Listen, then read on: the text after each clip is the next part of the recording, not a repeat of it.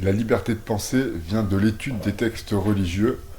Lorsque deux textes à l'intérieur d'un corpus se contredisaient l'un et l'autre, alors le théologien disait à celui qui étudiait les textes quelle était la bonne version à interpréter.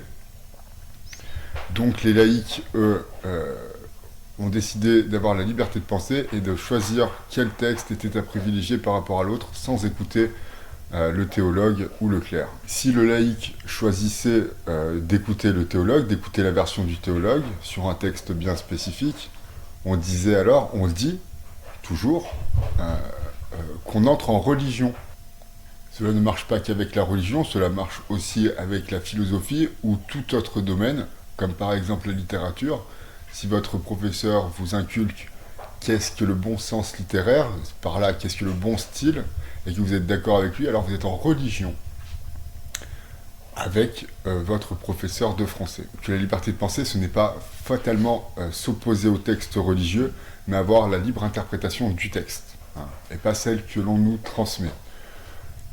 Généralement, les gens qui ont utilisé cette philosophie l'ont utilisée pour se détourner des textes religieux.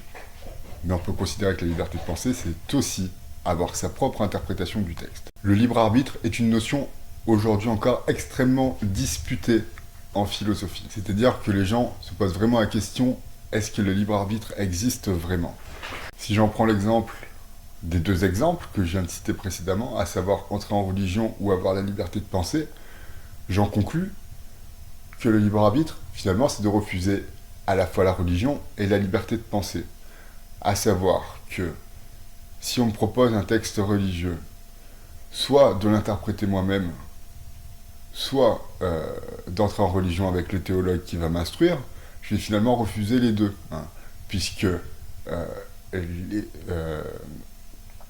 les textes religieux ne sont pas très intéressants, et que de surcroît, la version du théologue va pas tellement m'intéresser.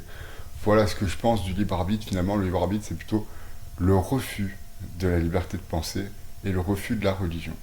Merci de m'avoir écouté et aimez-vous les uns les autres. Petit moment philo.